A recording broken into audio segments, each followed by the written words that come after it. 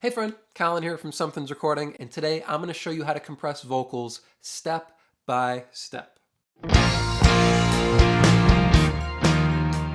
We're going to be exploring vocal compression today, and I'm going to show you using the compressor I usually use when I'm working on vocals, and we're also going to look at using the stock compressor inside your DAW. So no matter which compressor you're using when it comes to mixing vocals, I'm going to show you how to get an upfront and consistent vocal inside your track. But before we dive in here, if you're ready to go a little bit deeper into the vocal mixing process and really start to perfect your EQ strategy on vocals, then I have just the thing for you.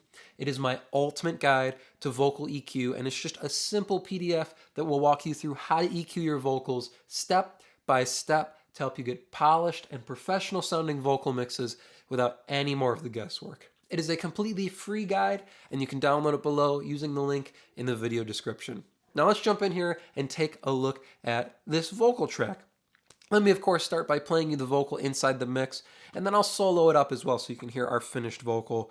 We're going to walk through first the compressor I'm usually using on vocals, and then we're going to look at compressing vocals with just the stock compressor here inside of Studio One. So let me hit play. You can hear our lead vocal inside the finished mix.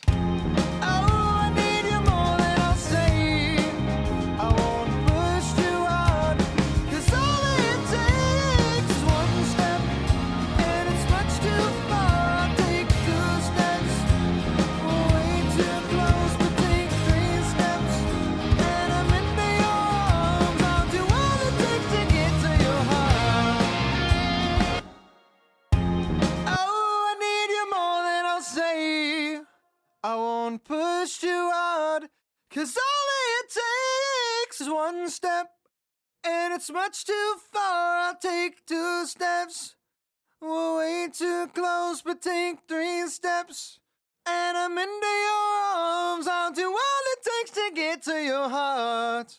So you can see our vocal is quite dynamic here moving into our chorus section. We have these bigger, more powerful lines leading into our chorus. First couple lines of our chorus fluctuate a little bit. They're a little bit softer, more laid back, and then we have this big line finishing out our chorus. So we need our compressor to hold our vocal in place and even out some of the more extensive dynamics here inside of our chorus section, because we want our vocal to stay up front and in the listener's face. That's our focal point. So we want to keep it up front. We want to keep it right where the listener can focus on it. So the first compressor that I'm usually using when it comes to mixing vocals, my first choice is an 1176 style compressor. I love using the one here inside of Studio One. This is actually a stock plugin inside of Studio One. So if you are using Studio One, you do have this available for you as well. This is their 1176 emulation. It is the FET comp inside of the FAT channel here inside of Studio One.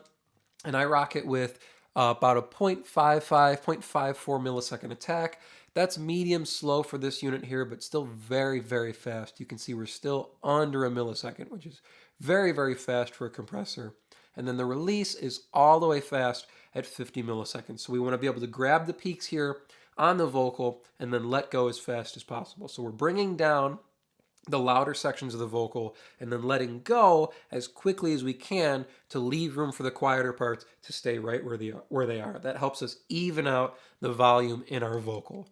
Now, there's no threshold or ratio or anything. Well, there's a ratio. There's no threshold or anything on this compressor.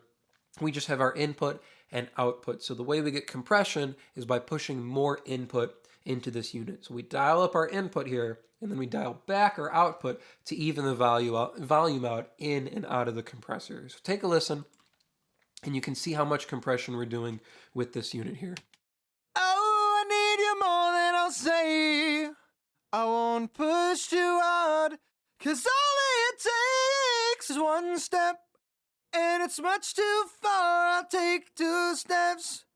We're way too close, but take 3 steps, and I'm into your arms. I'll do all it takes to get to your heart. So you can see the majority of the time we're doing maybe 3 to 5 dB reduction on these softer lines here. But when these louder parts come in, these more powerful vocal lines, then we're cranking down to about 7 to 10 dB reduction to really hold those in place. And the benefit of using a compressor like this, like an 1176 style compressor, is it gives you an extra character and some extra vibe as well when we're working on a vocal like this. It brings out the character and it brings out the personality of the vocalist. It helps it feel like they're pushing a little bit harder as they're singing.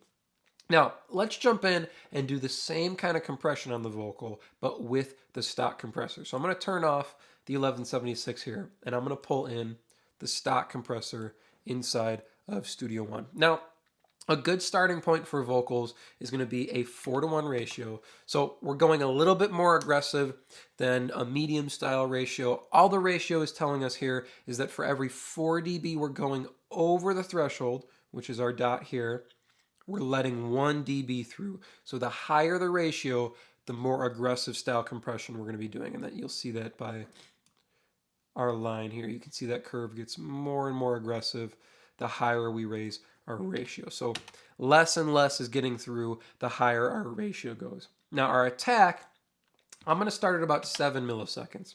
So a faster style attack, not quite as fast as our 1176, but that's more of a colorful style compressor. And then for release, I'm going to start around 40 milliseconds. So it actually turns out to be right in the center on each of these knobs for this compressor, which works out nicely. But those are a good starting point for stock compression on a vocal. Now we're going to pull the threshold down quite a bit here, and then we're going to tweak our attack and release so it fits a little bit more with our vocal. We can kind of see how much compression we're doing, and you can see how the compressor reacts as well as hear it. So if you're new to compressing vocals, it helps to pull our threshold down quite a bit so we can see visually how our compressor is reacting to our vocal as well as hear. So I'm going to hit play, we're going to crank our threshold down and tweak our attack and release that way. Oh, I need you more than I'll say. I won't push too hard, 'cause all it takes is one step, and it's much too far. I'll take 2 steps. We're way too close, but take 3 steps, and I'm into your arms. I'll do all it takes to get to your heart. Oh, I need you more than I'll say. I won't push too hard, 'cause all it takes is one step, and it's much too far. I'll take 2 steps.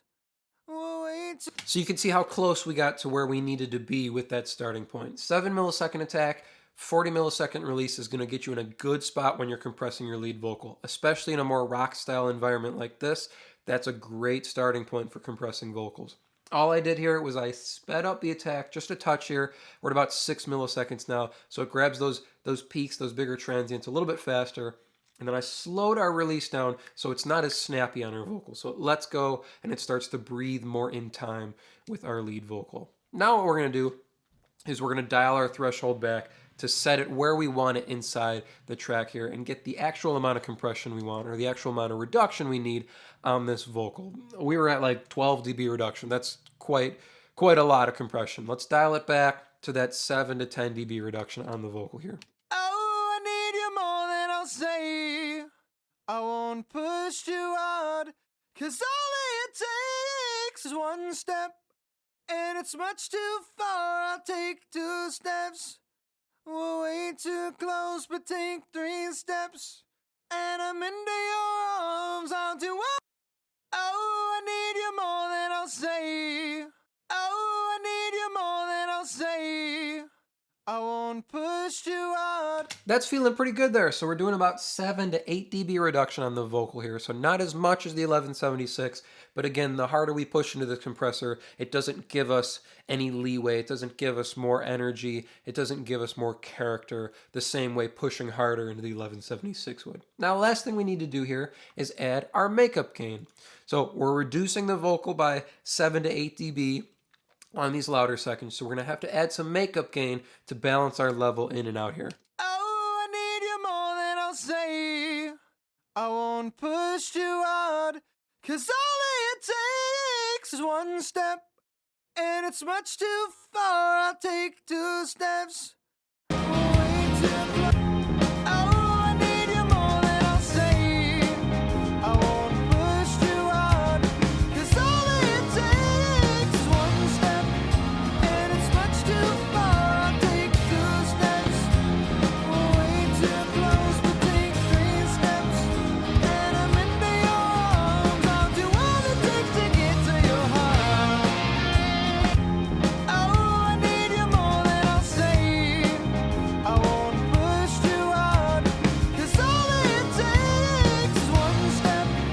now we're sitting in a really good place with this vocal. Let me hit play one more time, and I'll A-B this compressor for you. We added about 5 dB of makeup gain, and that's sitting about right now inside the track, in and out of the compressor. So I'll A-B the compressor as we go through this same passage here on the vocal, and you can hear our before and after with the stock compressor. Oh, I need you more than I'll say.